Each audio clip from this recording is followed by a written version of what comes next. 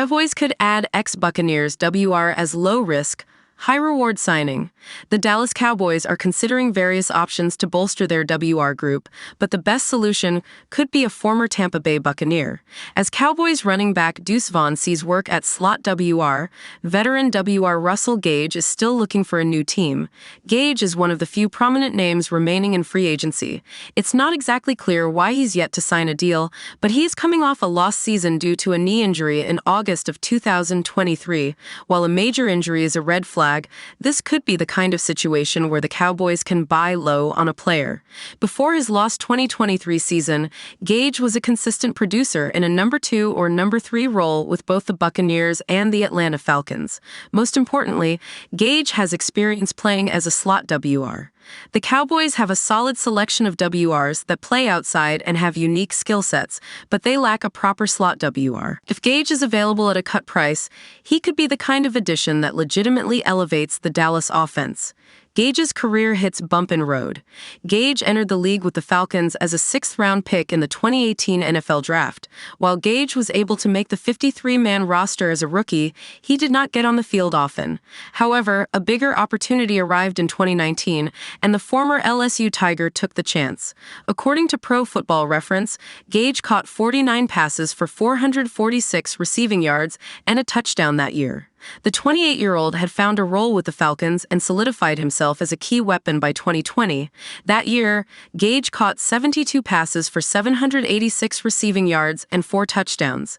In some ways, his 2021 season was even better, although his volume totals were slightly down due to missing 3 games.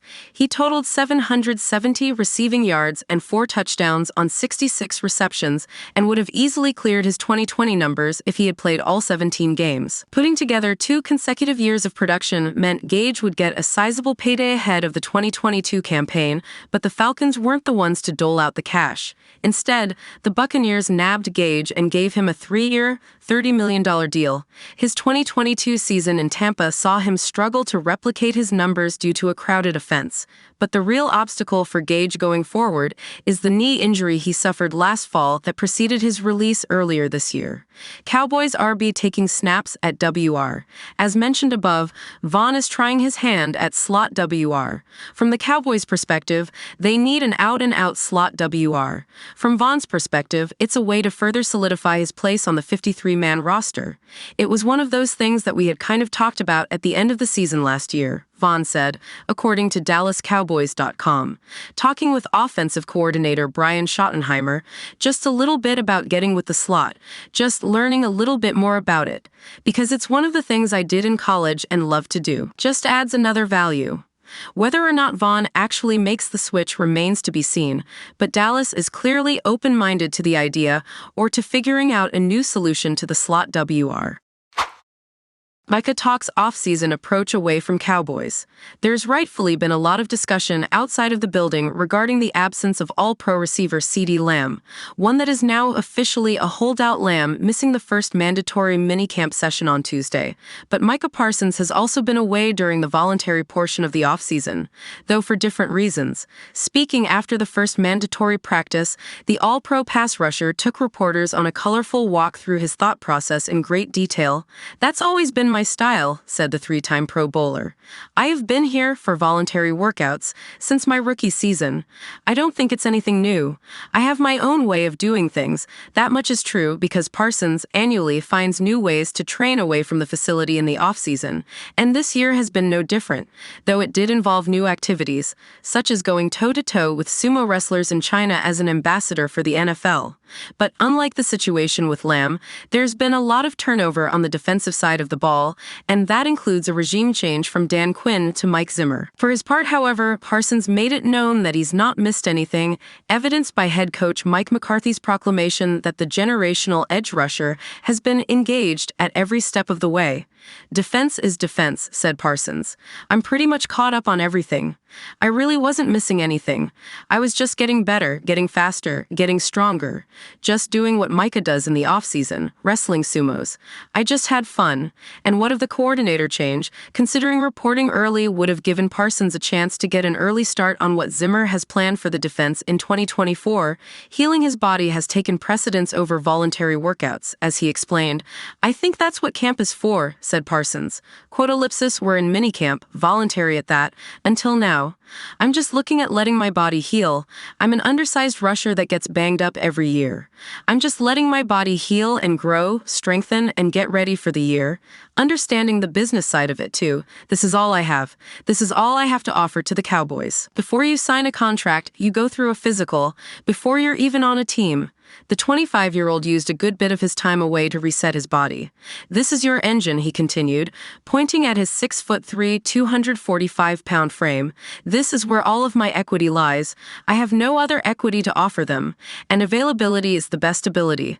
If I'm not available when it really matters because my body is not healing properly or I didn't get all of the rehab I need to be successful, then that's on me. It's not on them. They'll just find the next me.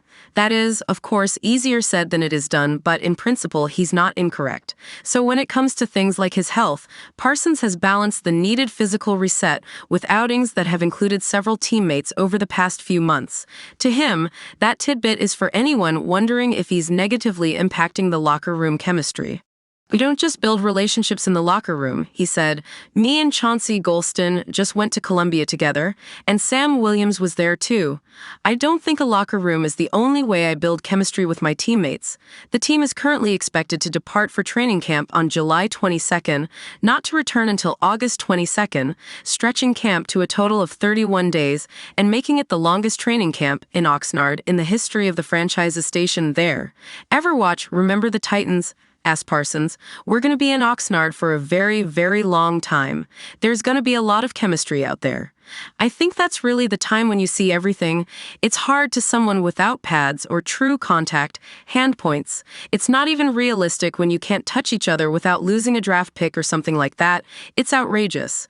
It's just a lot of walkthroughs right now. From my position where I'm at, it's a lot of individual work, and I can be doing that by myself or with my trainer. That has now mostly come to an end with Parsons now at minicamp and ramping up with Zimmer, his teammates, and the entire staff in preparation for the next phase of the program in Southern California in several weeks from now. For a player who has amassed 40 sacks in his first 50 NFL games and infinitely more quarterback pressures, Parsons understands that it's all about not only continuing to do well on the field in all that he excels at doing, but to also find new ways to be dominant. That's the formula to ensure that, when his time comes, he will also run into the same Brinks truck that Lamb is presumably about to make contact with. One day, said Parsons, time will tell. I can't really put a timetable on mine. All I've got to do is keep getting sacks, and that stuff is going to handle itself.